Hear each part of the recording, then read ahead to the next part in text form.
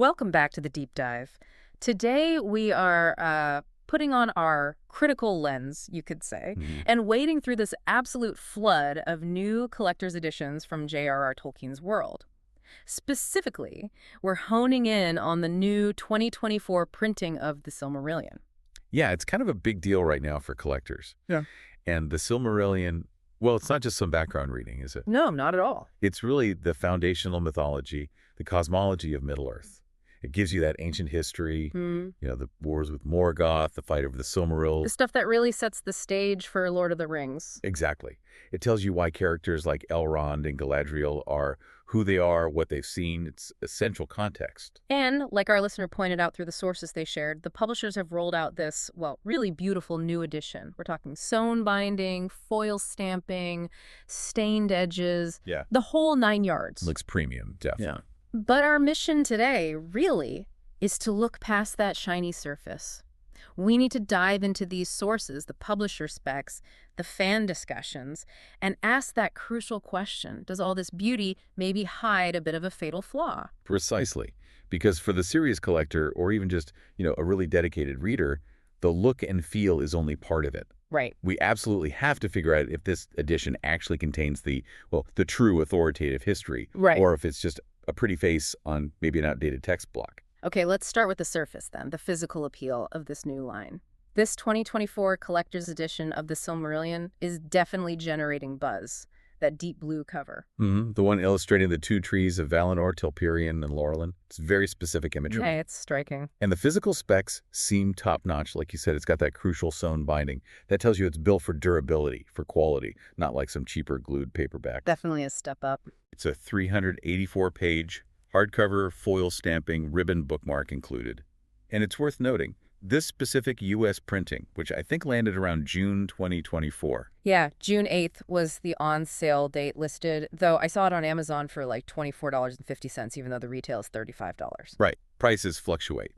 But the key thing is, this isn't just a one-off. This U.S. release is part of a bigger picture, a larger coordinated effort by the publisher. Ah, okay, so this is one piece of that 5-volume matching collector's edition set we've heard about. Exactly. Which leads us right into the collector's nightmare. Or dream, depending on how you look at it. Ah, right. The anxiety around getting the entire matching set. If they nail the look for the Silmarillion, you absolutely need it to match The Hobbit and, crucially, the 3 Lord of the Rings volumes. And that's where the sources we looked at showed some real, confusion and maybe a bit of panic. Yeah, definitely some stress there. We know The Hobbit in this style is already out there, it's available, but the Lord of our set, that's been causing some headaches regarding the timing.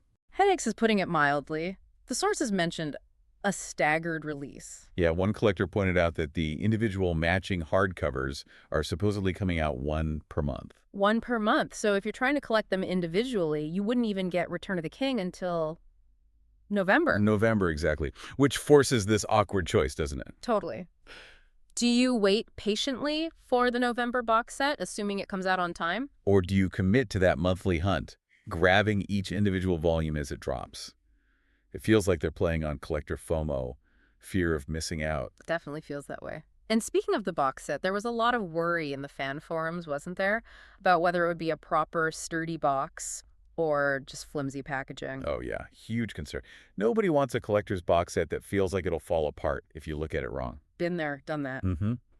But thankfully, the sources seem to confirm that the November Lot R release is going to be a proper box set. Okay, that's good news. And apparently it includes a fold-out map, too, which is always a nice bonus for Tolkien editions. Always appreciated. So, okay, we've got confirmation on the outside. Yeah. Sewn binding, real box set coming, nice cover design. Yeah. You'd hope, right, that if they're putting this much care into the presentation. So they'd be just as careful about what's inside. Exactly. Yeah. The actual text, which brings us to maybe the most critical point, the real technical hurdle, the typesetting. All right, the typesetting. This term kept popping up in the sources. Can you unpack that a bit? Why is this potentially more important than that beautiful blue cover? Okay, so this is where we shift gears a little from just collecting pretty objects to something closer to textual scholarship. Gotcha.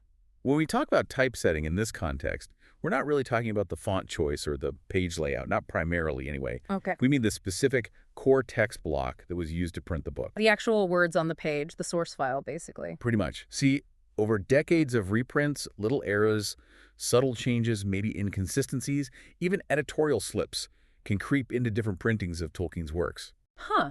So if you grabbed, say, an edition from the 90s, you might literally be reading a slightly different version of Middle-earth's history than Tolkien intended, with errors baked in.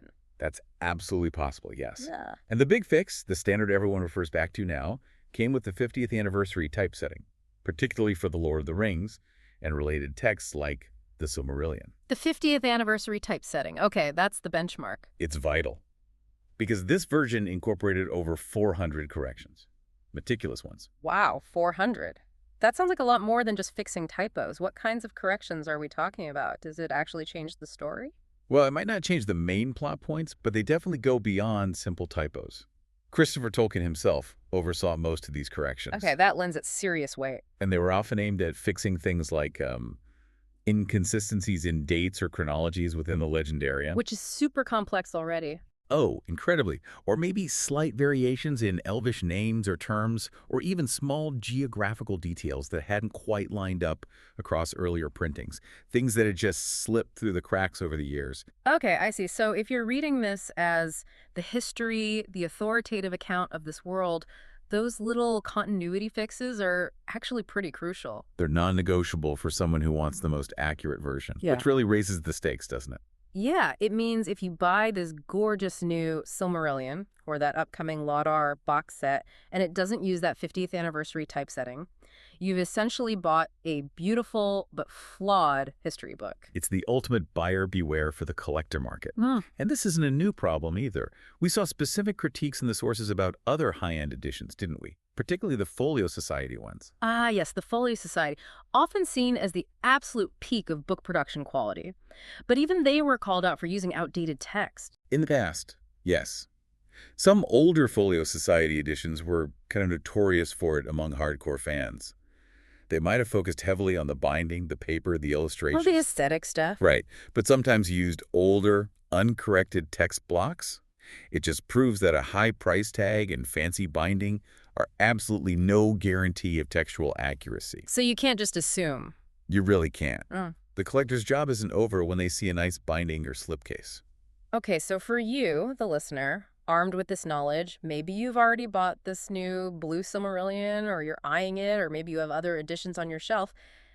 How do you actually check? How do you confirm if your copy has those crucial 400-plus corrections? You have to play detective a little bit. Riga. The main place to look is the copyright page. It's usually one of the first few pages in the book. Right near the title page. Exactly. Sometimes, details might be near the table of contents, too. You're hunting for specific phrases. Look for wording like, forward to the 50th anniversary edition. Or sometimes it might say, forward to the revised edition. And that wording confirms it uses the corrected text. Generally, yes. It indicates that the typesetting incorporates those important changes overseen by Christopher Tolkien. If you don't see language like that, or maybe a reference to a specific, known-to-be-corrected recent text block, like a 2020 HarperCollins one, well, you should be skeptical. Assume it might be older text until proven otherwise. Pretty much. And it's not like this is a fixed target either. The sources we had even mentioned a counter-argument, acknowledging that the situation keeps evolving. Right, things change. Exactly. We have to acknowledge the very latest Folio Society J.R.R., the one with the Alan Lee illustrations. That one apparently does claim to use text based on the 2020 HarperCollins paperbacks, which are generally considered good. So even publishers who were criticized before might be updating their practices now. They might be, which is good, but the core lesson remains the same. You cannot just assume quality based on the cover or the publisher's name anymore. You have to check every time. Every single time. Critically check the edition year. Look for that note on the copyright page. That's the only way to be sure you're getting the most accurate text. Okay, so that really feels like the crucial takeaway from this deep dive. We've sorted through the aesthetics. You know what to expect with the quality, the sewn binding, that foil-stamped trees cover on the Silmarillion. We've navigated the messy logistics, about the staggered release schedule, and you know that Lauterbach's set is confirmed for November, map included. Right, but most importantly, you now have that definitive checklist item. Textual authenticity has to come first, even before the beautiful design. Always check for that 50th anniversary typesetting reference. Make sure you're getting the version with those 400-plus continuity corrections. the authoritative version. Because, thinking back to what you said at the start, if the Silmarillion really is that foundational, almost sacred history, the history that someone like Elrond or Galadriel would look back on to understand their own world, Yeah, the ancient drama that informs everything they do in The Lord of the Rings. then what's the real cost, I wonder, of choosing a pretty edition that maybe gets some of that history slightly wrong? An edition that doesn't have the most authoritative, corrected text. This is a deep question. If even a small chronological detail is off, or a name is inconsistent, does it subtly change the very foundation of the world those characters inhabit? Something for you to definitely mull over next time you're comparing those beautiful blue covers. Maybe check the copyright page first. We'll see you for the next deep dive.